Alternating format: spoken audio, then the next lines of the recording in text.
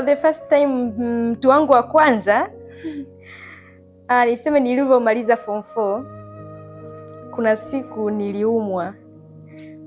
Nilivyoumwa nikaenda kwa nesi. Nimeenda kwa nesi, nikaelekezwa dispensary moja. Nilivyoenda kwa sababu hiyo sehemu nilikuwa mgeni, ilikuwa ni Arusha. Nilivyoelekezwa hiyo dispensary, nilivyoenda nikakutana na huyo mkaka. Alikuwa ni nesi.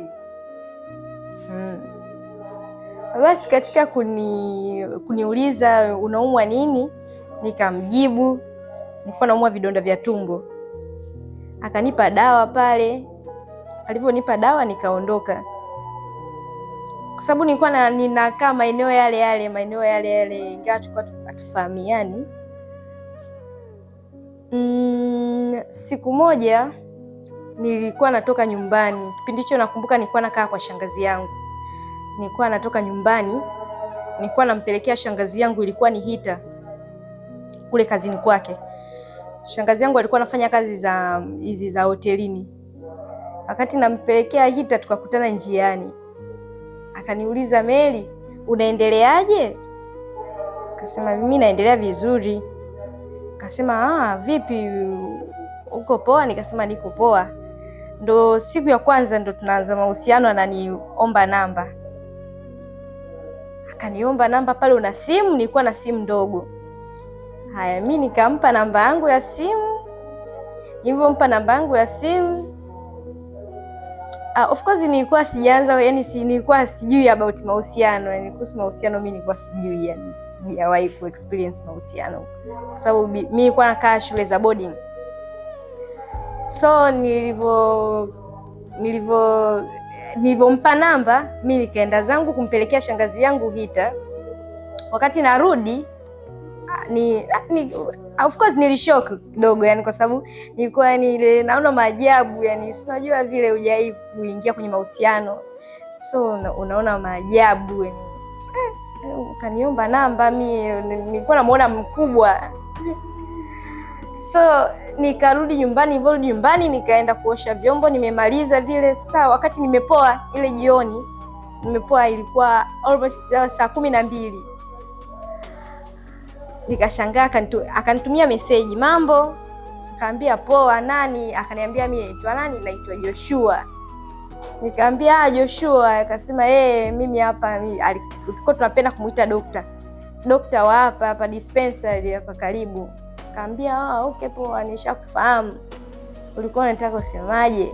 Akaniambia una miaka mingapi? Nikamwambia na miaka 16. 16? Bado mdogo sana. Unasoma? Nikamwambia no, nimeshamaliza form 4. Hivyo. Akasema okay, napenda uwe rafiki yangu. Nikasema rafiki tu, hamna shida. Haya, tumekaa hivyo, siku zimepita. Akawa hivi ananitext, ananijulia hali, asubuhi, mchana umekula, hivyo ikawa hivyo. Ikapita kama wiki moja.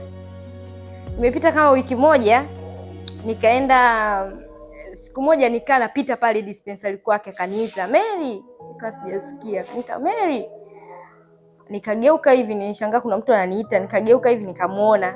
Akaniambia njoo. Nikasogea. Nikamwambia, tukaingia ndani kule dispensary kwake. Akaniambia vipi, uko poa? Nikasema niko poa. Akasema uko serious sana. Nikamwambia kawaida. Akaniambia napenda usiriasi wako. Nikamwambia asante. Okay, tukapiga story vile. Akasema ukiwa bored basi wewe unakuja kupiga story hapa. Nikasema sawa, usiwazi. Tulikuwa tumekaa hivyo. Siku moja sasa, hiyo siku ya kwanza sasa, akanipigia simu. Ilikuwa ni Jumapili, nimekaa kama mwezi hivi. Akanipigia simu. Hapo tulikuwa bado tunajuliana hali, tunaendelea kujuliana vile hali. Sasa siku moja akanipigia simu kwa Jumapili. Akaniambia mimi sijaenda kazini. Njoo kwangu tupige story. Niko hapa na mdogo wangu. Nikamwambia okay, uko na mdogo wako anaitwa nani? Anaitwa Emedi.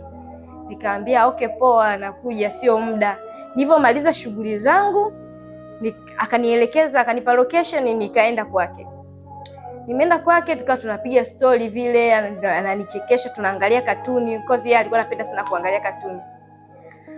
Akawa vile ananichekesha, yani hivyo, yani basi, yani kulingana na ucheshi mimi nikaanza vile kumlike kulingana, kwa sababu yeye alikuwa ni mcheshi sana. Basi yani unajua mtu yani hana mambo mengi, yani ni mtu mkarimu, mpole, ukikosea kitu anakuelekeza. That's why mimi nikawa nampenda. Lakini sasa unajua tena ukishamuelewa mtu hauwezi sasa, kwa mfano kama si wa kike huwezi kuanza kumwambia kwamba, au ukamwambia mwanaume mimi nimekupenda, huo uongo. Kwa nikawa nasubiri yeye ani approach. Sawa. Tumekaa kidogo, yani tukasema kama siku 3 hivi zimepita. Akanitongoza. Akaniambia unajua nini? Meli, mimi nakupenda. Nikamwambia unanipenda? Akasema ndio, mimi nakupenda sana. Sasa aliniita kuna shamba moja kule Arusha linaitwa shamba la tumbaku, sijui tumbaku. Aliponiita kule akaniambia kwamba kuna kitu kwanza nataka nije nikwambie, njoo. Nikamwambia poa, nakuja. Nilikuwa namsikiliza. Nilikuwa kila anachosema simdefeat, simwambii, sikatai.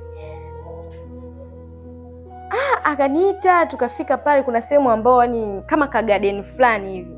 Tukafika kule, tukawa tumekaa, tunapiga story. Akasema unajua mimi nakupenda sana. Nikamwambia hii ni ile kumjibu mtu nakupenda pia kwa haraka ile. Hapana, sipo hivyo. Akaniambia nakupenda sana. Nikamwambia kwa nini mimi unanipenda? Kwa sababu ukimwangalia mkaka wenyewe unajua ni mzuri. ni mkaka ni mzuri. Sasa nikaa naona kama vile huyu ananidanganya kama vile so kwanza nilikuwa bado mdogo, sio kama hivi. Kwa bado kadogodogo, kadogodogo, alafu the way yeye alivyo, kwa nikahisi kama vile uongo. Ushanifahamu? Kwa hiyo hivyo anaponiambia ananipenda nakubali tu, lakini najua kabisa huyu ni muongo, atakuwa na watu wengi. Ananiambia mimi wewe uko peke yako, mimi nimetamani tu kuanzisha na wewe mahusiano. Nikamwambia why?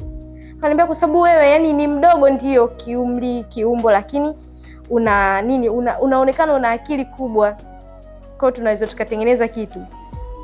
Haya. Kwa the way alivyokuwa vile anakea, anajali nini, nikamwambia nipe muda nitakujibu. Tumekaa muda ikawa Jumamosi. Ilifika Jumamosi akanipigia simu, Mary, nafua, niko nyumbani. Nikamwambia okay, sawa.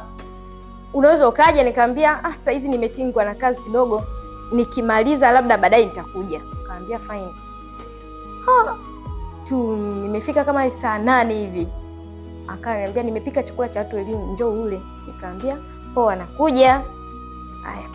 Nikaenda. Nimeenda pale nikakuta amepika pilau na nyama. Akaniambia kaa tule, akapakua vile, nikala, tukawa tunapiga story. Ndio siku ambayo nilimjibu nakupenda pia.